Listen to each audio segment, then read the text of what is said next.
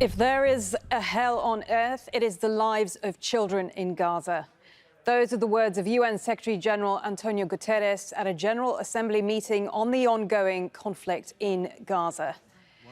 Representatives from around the world are meeting now to discuss the latest escalation in violence between Israel, Hamas and its allied groups. Several foreign ministers are taking part in the diplomatic push for a ceasefire. The meeting follows days of Israel's ally, the US, blocking efforts at the UN Security Council to agree on a resolution calling for an end to the hostilities. The fighting must stop immediately.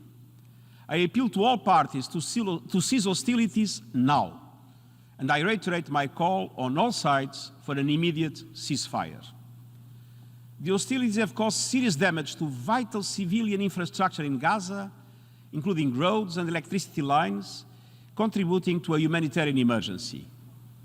Crossings into Gaza have been closed and power shortages are affecting water supplies.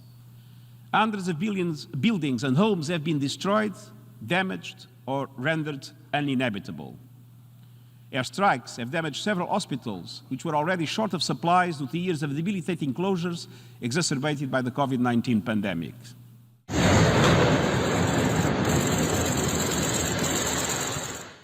In Gaza, Israeli fighter jets are continuing to cause more destruction and death.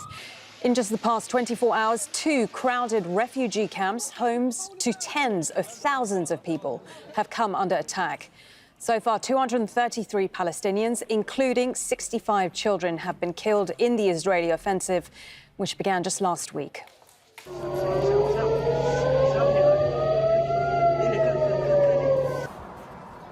And Palestinian groups Hamas and its allied factions have also stepped up their rocket attacks against towns and cities in Israel. This is Beersheba in the south, where several people have been injured today. Rockets were also fired towards Ashkelon, causing some damage there. In the coming hour, Prime Minister Benjamin Netanyahu will be meeting with his top security officials to discuss the ongoing military escalation in Gaza and the possibility of a ceasefire. Well, we have Sami Abu Salem. He's a Palestinian journalist in Gaza. We'll get an update from Gaza shortly. We have Imran Khan, who is live for us in West Jerusalem. Hoda Abdelhamid, who's standing by in Ramallah in the occupied West Bank. But first, let's talk to Kristen Salumi at the United Nations headquarters in New York. So this UN General Assembly meeting going on as we speak. Some strong words that we've heard from speakers so far. But the question is, what is it actually going to achieve?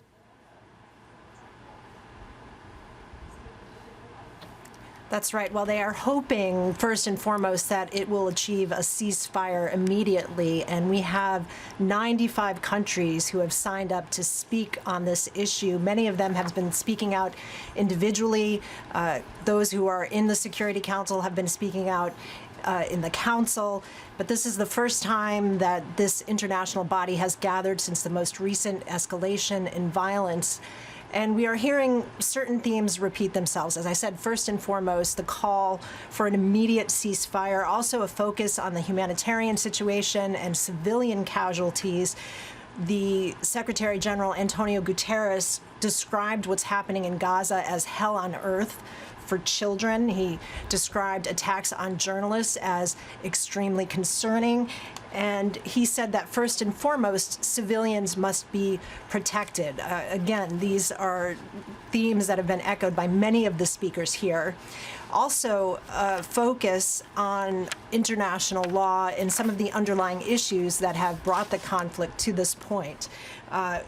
Jordan, Foreign Minister, Deputy Prime Minister speaking recently talked about occupation being the source of all evil here, an attempt to focus on the plight of Palestinians, and particularly in Gaza, recent escalations from the forcible removal of people from their homes and the threat of forcible removal of people, Palestinians, from their homes in East Jerusalem, which led to an increase in tensions, attacks on holy sites in East Jerusalem, and so on. So right now what we are hearing is an attempt to amplify the calls for a ceasefire, to put pressure on Israel and Hamas, but also also on the United States, which has been seen as kind of holding back an international response to the crisis. Many thanks for that. Kristen Salumi there for us at the United Nations. We will return to the United Nations when we hear the US ambassador to the UN speak a bit later. Let's talk to Sami Abu Salem now, who is a Palestinian journalist living in Gaza. He joins us live from there. Sami, rocket attacks continue to pound Gaza. Bring us up to date. What is the latest where you are? The latest, we have just heard a big explosion, and we have heard also the Israeli jet fighters. We have no details about the last airstrike, what it has targeted exactly. And bombing continues across the Gaza Strip, especially in Khan Yunis, Rafah, Jabalia, Al-Maghazi, and Beit Lahia by cannon or airstrikes. Several houses have been targeted, and the latest fatal attack was against a vehicle, where there 2 people have been killed on the spot at the same place where Al Jazeera English crew were in north of Gaza. Actually, now we are in Gaza City, next to the headquarters of the United Nations, and behind us a building which has been destroyed, which hosted the bookstore, stationery, and press house. While I'm coming from the north of Gaza, I have seen queues or pillars of people are standing waiting for food supplies from an NGO, charity NGO. They are standing in a long line waiting for the food supply. I asked them, where are you from? Actually, it was in Jabalia refugee camp, but they said they are from Beit Hanun, from Beit Lahia, from Nasser village, which means they are from the UN schools who are hosting tens of thousands of people, displaced people who left their houses and came to take a shelter at the UN school. During driving between Jabalia and Gaza, I have seen that the infrastructure is strongly hit. I mean, I have seen water pipes is exploded. That's why there is a shortage of water in vast areas of Gaza Strip. I have seen sewage is flooding in the streets, which means that there is, maybe it is environmental or health problem. And of course, the electric power shortage continues. In my house, 15 hours I lived last night, which affect the kids and my work. Anyway, one of the main point also, people at the shelters or inside their house, they are trying to adaptate with the new style of life, a new lifestyle, which means that they are going to adaptate in their food. I mean, they are depending on canned food or potatoes, things like this, or pasta, etc. And the shortage of water dashes them to go to other wells who sells or donate water for free. And also I have seen a group of kids and women are trying to fill water there. Another point, which is, I think it is significant, inside the school, at the door of the gate of one of the UN schools, I have met a family who are standing at the gate. They are questioning whether to leave or not to leave. That's the question.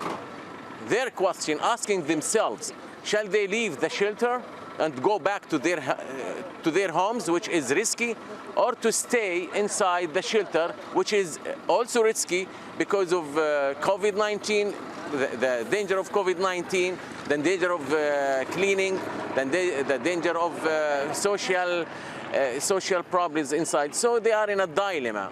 This is some details of the latest development in Gaza. Sami, thank you. Sami Abu Salem, a Palestinian journalist living in Gaza, describing a very, very difficult situation for the people there. Let's return now to the UN General Assembly, because we heard from the Palestinian Foreign Minister just a little earlier. He had this message for the international community. فلقد آن الأوان أن يتحمل المجتمع الدولي. It's high time for the international community to shoulder its responsibilities, to end the Israeli occupation of our land, of our holy sites, of our present and our future. It's high time to take practical measures to provide international protection to the Palestinian people until they can practice their right to self-determination. We urge you to honor your commitments under international law, including not to acknowledge the illegal status created by Israeli procedures and policies in occupied Palestine, including in East Jerusalem. We call upon you not to provide any assistance or support to entrench and maintain the current status. We call upon you to differentiate between Israel, the occupying power, and the occupied territories, and to ensure accountability. Let's go over now to Ramallah in the occupied West Bank and Huda Abdelhamid. Huda, good to see you. I have a question for you. I just wonder, you're in Ramallah. I wonder how much people there really pay attention to what is going on at the United Nations. We just heard from the Palestinian ambassador there. Do they actually think anything happening there could make a difference to what's happening to their lives?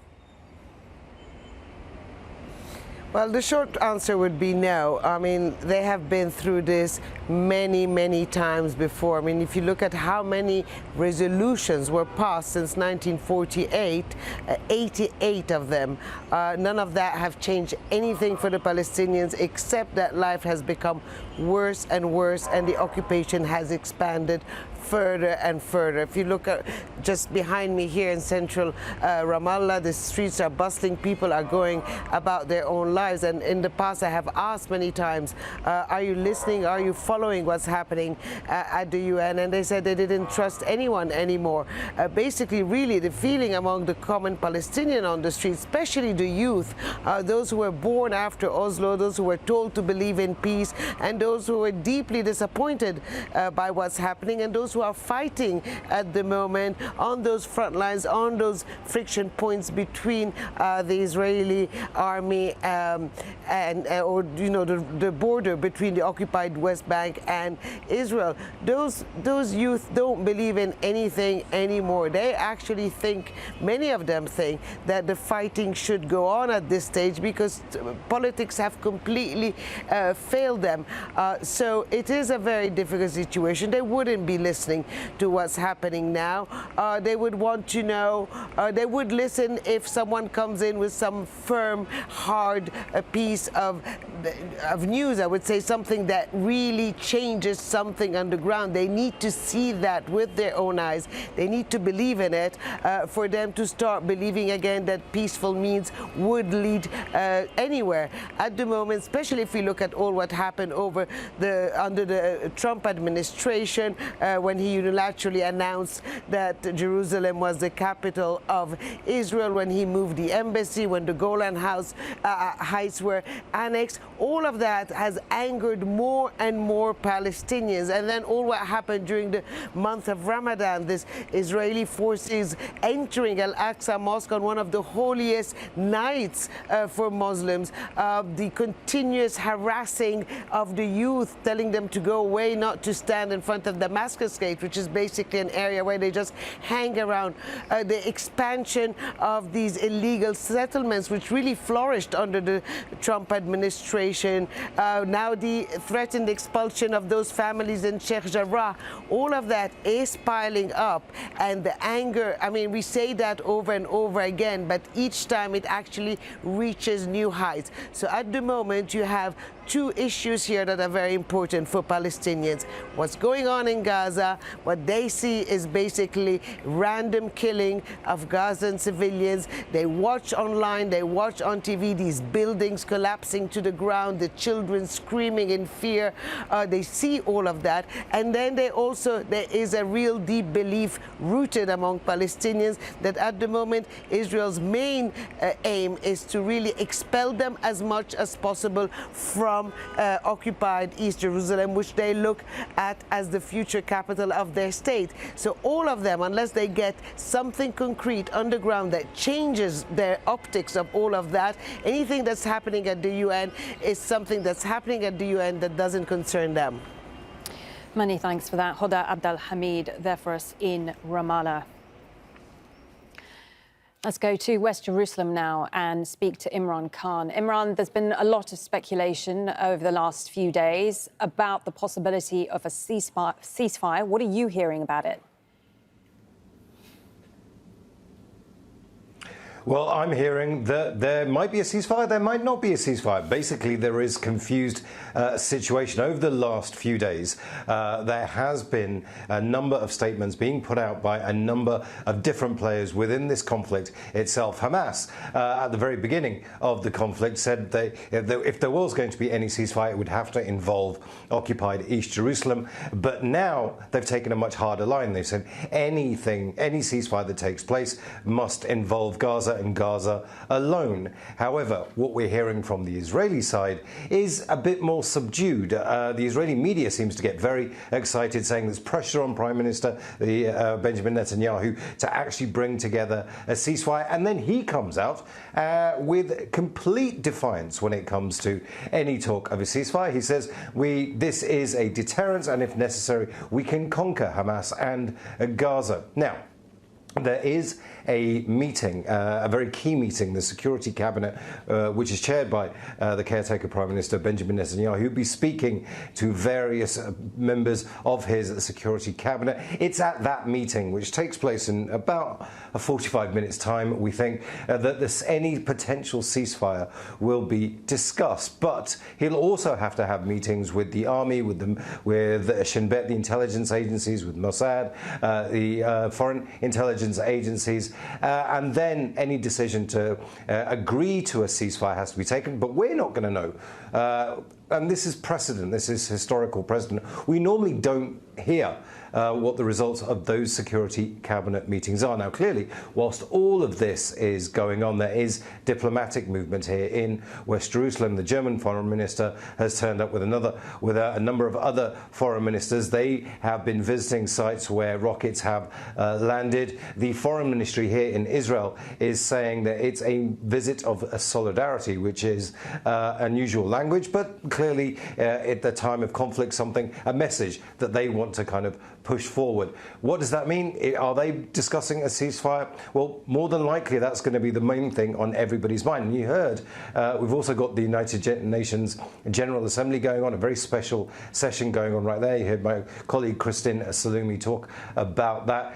The governments of Israel are traditionally very good at ignoring the United Nations somewhat. 88 resolutions, I think, involving Israel and all Palestine. None of them have been paid much attention to by successive Israeli government. In fact, Benjamin Netanyahu has often said that the United Nations is the most anti-Israeli body on the planet. They simply don't pay any attention to those. But they do pay attention to the United States of America. And President Joe Biden has, in a number of phone calls, reiterated to the Prime Minister that a ceasefire needs to take place. But the language he's used has caused some concern amongst politics watchers here, because he's used the words de-escalation on the path to a ceasefire.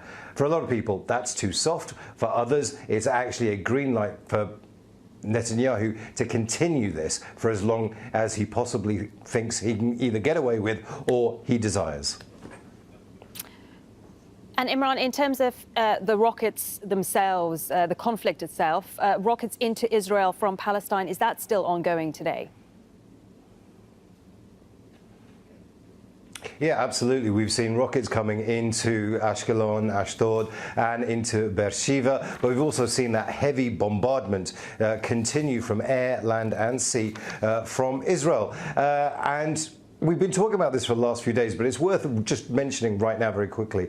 Aid still isn't going through the Karim Abu Salem checkpoint. That's one of the checkpoints through the barrier into Gaza. The Israelis say they can't secure the checkpoint. There was a mortar attack that landed there 2 days ago, which actually injured an Israeli soldier. Now, the United Nations are clearly negotiating very hard to try and get that aid in, but it's simply not going in. So until there is a ceasefire, it's unlikely that aid will go in. So it's not just the Israelis and the Palestinians, who are hopeful that there may be a ceasefire. It's also the United Nations. But when I say the Israelis and the Palestinians, I actually don't mean the governments or the political parties within the Gaza Strip itself. They're in negotiations. They know whether there'll be a ceasefire or not in the coming days. I'm just talking about ordinary people who are living in those areas on both sides of the barrier of Gaza, who've often told us and other media that they want either things to end or, on the Israeli side certainly, for Hamas to be destroyed. Many thanks for that update. Imran Khan there for us in West Jerusalem.